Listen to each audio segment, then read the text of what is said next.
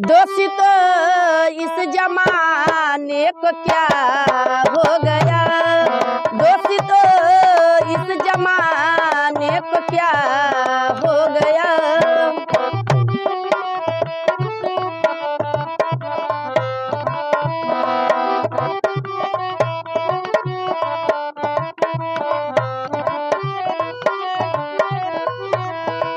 दोषी तो इस जमाने को क्या हो गया, दोषी तो इस जमाने को क्या हो गया।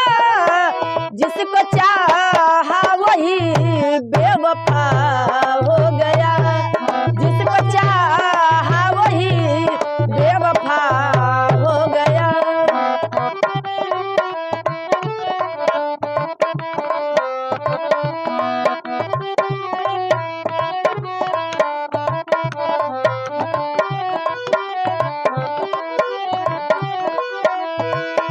आप गैर सना जीरे मिलाते रहे, आप गैर सना जीरे मिलाते रहे। एक नजर हमने देखा तो क्या हो गया, एक नजर हमने देखा तो क्या हो गया।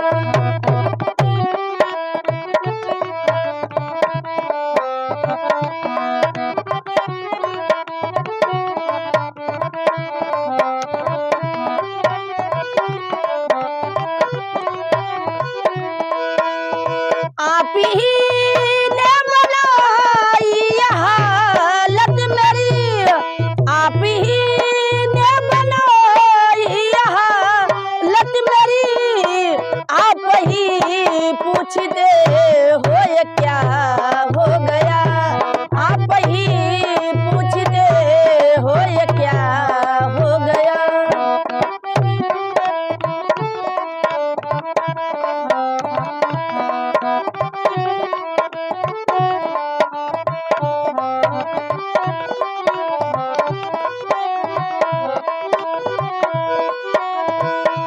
आदमी कोई पत्थर की मूरत नहीं, आदमी कोई पत्थर की मूरत नहीं।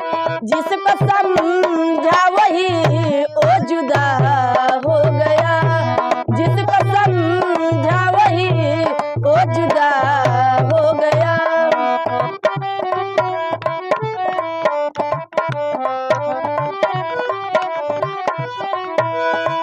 दोषी तो इस जमाने को क्या हो गया, जिसको चाहा वही बेवफा